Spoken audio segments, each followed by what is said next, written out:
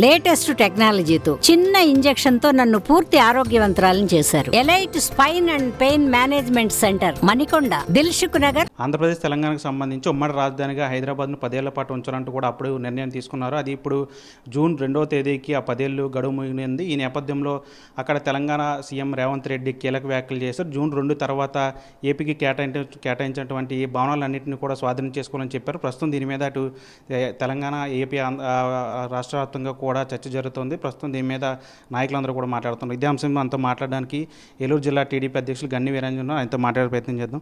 Sir చెప్పండి, CM Revanth Reddy తెలంగాణకు సంబంధించి అక్కడ కీలక వ్యాఖ్యలు చేశారు. ఏపీకి సంబంధించిన భవనాన్ని అన్నింటిని కూడా స్వాధీనం చేసుకోవాలని చెప్పారు. జూన్ 2 తర్వాత ఎట్లా చూస్తారండి? అందరికీ నమస్కారం. మరి నిన్ననే తెలంగాణ ముఖ్యమంత్రి రేవంత్ రెడ్డి గారు జూన్ 2వ తారీఖున ఏదైతే మరి విభజన చట్టంలో ఉన్నటువంటి గడువు ముగుస్తుంది కాబట్టి ఇక్కడ ఉన్నటువంటి ఆంధ్రప్రదేశ్లో అధీనంలో ఉన్నటువంటి కానీ లేకపోతే ఈ ఉమ్మడి రాష్ట్రంలో ఉమ్మడిగా ఉండేటువంటి ఆస్తుల మీద అంతా కూడా ఒక నివేదిక ఇచ్చి జూన్ 2వ తర్వాత అవన్నీ కూడా స్వాధీనం చేసుకోండి అని చెప్పి వాళ్ళ క్యాబినెట్లో చెప్పిన మాటలు మనం మీడియా ద్వారా చూసాం. దీని మీద ఒక ఆంధ్రుడిగా నా బాధ ఏంటంటే, ఒక ఆంధ్రప్రదేశ్ సమాజంలోని ఒక పౌరుడిగా చంద్రబాబు నాయుడు గారు ముఖ్యమంత్రిగా ఉన్నప్పుడు మరి తొలిసారి ఉమ్మడి ఆస్తులన్నీ కూడా ఉమ్మడి రాజధానిగా 10 సంవత్సరాలు మరి ఉండాలని చెప్పి కేంద్ర ప్రభుత్వం చెప్పినప్పుడు అక్కడ కొన్ని రోజులు పరిపాలన సాగించడం, కానీ మనకు కూడా ఒక రాజధాని ఉండాలి, అక్కడ ఈ 10 ఏళ్ళ లోపులోనే ఆంధ్రప్రదేశ్లో ఒక మరి ఢిల్లీని తలదనేటువంటి రాజధాని ఇక్కడ ఉంటుందని చెప్పి ప్రధానమంత్రి కూడా హామీ ఇచ్చినటువంటి సందర్భంలో ఒక మంచి ప్రయత్నం చేయటమే కాకుండా సుమారు 15,000 కోట్ల రూపాయల విలువగల పనులన్నీ కూడా టెంపరీ అంటున్నారు, కానీ అవన్నీ కూడా పర్మనెంటే. శాసనసభ కానీ, శాసనమండలి కానీ, సచివాలయం కానీ, అలాగే అనేక రకాలైన కేంద్ర ప్రభుత్వ రంగ సంస్థలు కానీ, ఉద్యోగస్తులకు సంబంధించిన క్వార్టర్లన్నీ కూడా 15,000 కోట్ల రూపాయల పూర్తిగా ఇన్వెస్ట్మెంట్ పెట్టడమే కాకుండా 60,000 కోట్ల రూపాయల పనులన్నీ కూడా ఎక్కడికక్కడ అవన్నీ కూడా లైన్లో ఉండి అభివృద్ధి జరుగుతూ ఉంటే, మరి పరిపాలన చేతకానివాడు, అనుభవం లేనివాడు, సైకోము మరి అని మనస్తత్వం కలవాడని చెప్పి మనం అందరం కూడా ఏదైతే అనుకుంటాం, ఈ జగన్మోహన్ రెడ్డి ఈయన ముఖ్యమంత్రి అయ్యాక ఒకే ఒక్కసారి వచ్చి రావడంతోనే అందరికీ ఆమోదయోగ్యమైనట్టు, అందరికీ ఉపయోగకరమైనటువంటి ప్రజావేదిక కూల్చేశాడు.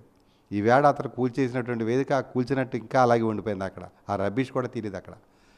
అంటే అతని యొక్క మనస్తత్వం, అంటే చంద్రబాబు నాయుడు గారి ఇంటి పక్కన ఎప్పుడు కూడా అతను చూడాలి, అతను ఏదో బాధపడిపోవాలని చెప్పి అతను ఒక వింత మనస్తత్వం కలిగినటువంటి ముఖ్యమంత్రి అని చెప్పి మనకందరూ కూడా అర్థమవుతూ ఉందంటే, దానికి మీరు అడిగిన ప్రశ్నకు సమాధానం చెప్పాలంటే, హైదరాబాద్లో ఉన్నటువంటి ఆస్తులన్నీ కూడా వాళ్ళకి మన 10 సంవత్సరాల తర్వాత ఇవ్వాల్సి ఉన్నప్పటికీ కూడా అప్పటి ముఖ్యమంత్రి కేసీఆర్ గారికి చంద్రబాబు నాయుడు గారు ఆఫ్ ది రికార్డ్ ఒక ప్రపోజల్ ఇచ్చారు.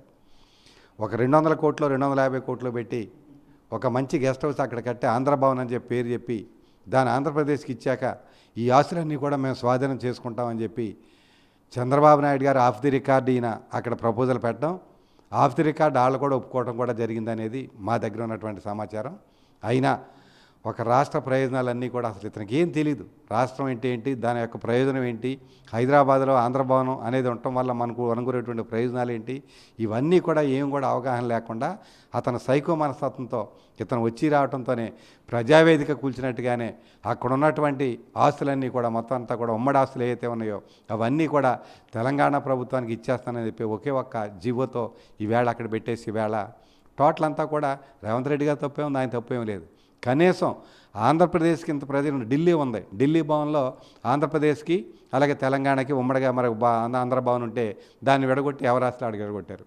అలాగే హైదరాబాద్లో కూడా ఆంధ్ర భవన్ అంటూ ఉంటే ఇక్కడ ఆంధ్రప్రదేశ్లో ఉన్నటువంటి మెజారిటీ ప్రజలు ఎక్కువ వ్యాపార రంగాల్లో కానీ అన్ని రంగాల్లో కూడా అక్కడ ఆంధ్ర వాళ్ళు ఎక్కువ ఉన్నటువంటి సందర్భం ఒకసారి మనం తలుచుకుంటే అక్కడ ఆంధ్ర భవన్ అనేది ఒకటి ఉంటే ఎంత మనకు బాగుండేది అనేది మన రాష్ట్ర ప్రయోజనాన్ని కూడా తొంగలో తొక్కి ఏమాత్రం కూడా అవగాహన లేకుండా అతని పరిపాలన చేతగానితనం, అనుభవరాహిత్యం, సైకో మనతత్వం యొక్క అతని యొక్క ఉద్దేశాలతో ఒక బ్రహ్మాండమైన అవకాశాన్ని ఆ రోజు జగన్మోహన్ రెడ్డి గారు, కేసీఆర్ గారు అంతా కూడా చెప్పడం చాలా అతని ప్రజా వ్యతిరేక పరిపాలన అంటే ఏంటో, జగన్మోహన్ రెడ్డి గారు మరి పరిపాలన చేయడం ఏంటనేది ఇవాళ మనందరికీ కూడా అర్థమైంది.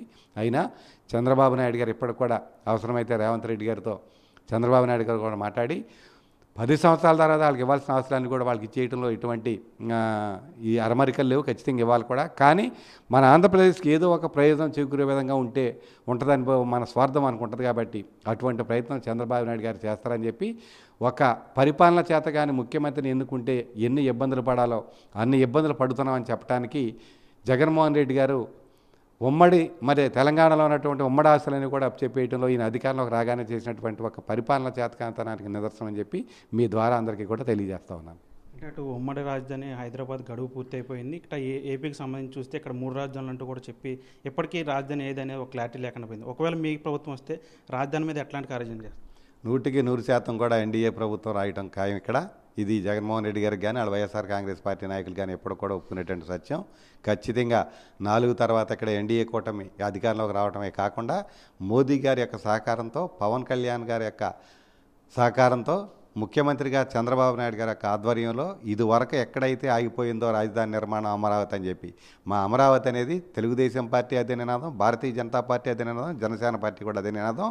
ఈ రాష్ట్ర ప్రజల నినాదమే ఆంధ్రప్రదేశ్ రాజధాని అమరావతి అని చెప్పి ఏకోన్ముఖంగా అందరూ కూడా ఏదైతే చెప్తా ఉన్నారో ఆ అమరావతి రాజధాని పునర్నిర్మాణంలో ఖచ్చితంగా చంద్రబాబు నాయుడు గారు ఇదివరకు అయితే ఆయన ఎక్కడైతే మరి ఈ దుర్మార్గులు వచ్చాక ఆపేసారో ఆ పనులన్నీ కూడా పూర్తి చేయడమే కాకుండా ఖచ్చితంగా సంవత్సరం లోపల ఒక పరిపూర్ణమైనటువంటి పరిపాలనా రాజధానిగా అమరావతి రూపుదిద్దుకుందని చేయడంలో చంద్రబాబు నాయుడు గారు, పవన్ కళ్యాణ్ గారు, నరేంద్ర మోదీ గారి యొక్క సహకారంతో చేస్తారన్న నమ్మకం మా అందరికి కూడా ఉంది. Thank you sir. ఇది మొత్తంగా గన్నివీరాలు చెప్తున్నారు. ఏదైతే ఏపీకి సంబంధించి తెలంగాణ నుంచి రావాల్సిన ప్రయోజనాలు ఉన్నా అవన్నీ కూడా సీఎం జగన్మోహన్ రెడ్డి చేతకానితనం వల్లే అవన్నీ కూడా రాకుండా పోయాయి. అయితే త్వరలోనే ఎన్డీఏ ప్రభుత్వం ఏర్పడుతుంది. ఖచ్చితంగా అటు తెలంగాణలో ఆంధ్ర భవన్ గురించి కానీ లేదంటే ఏపీలో రాజధానికి అమరావతిని డెవలప్ చేయడంలో కానీ తమంతా కూడా కృషి చేస్తామని చెప్పి నాయకులంతా కూడా చెప్తున్న పరిస్థితి. వీడియో చండీతో మనీ RTV. మరిన్ని వీడియోస్ కోసం ఛానల్ ని సబ్స్క్రైబ్ చేయండి. లేటెస్ట్ అప్డేట్స్ కోసం వాట్సాప్ ఛానల్ ని ఫాలో చేయండి. అండ్ లింక్ డిస్క్రిప్షన్ లో ఉంది.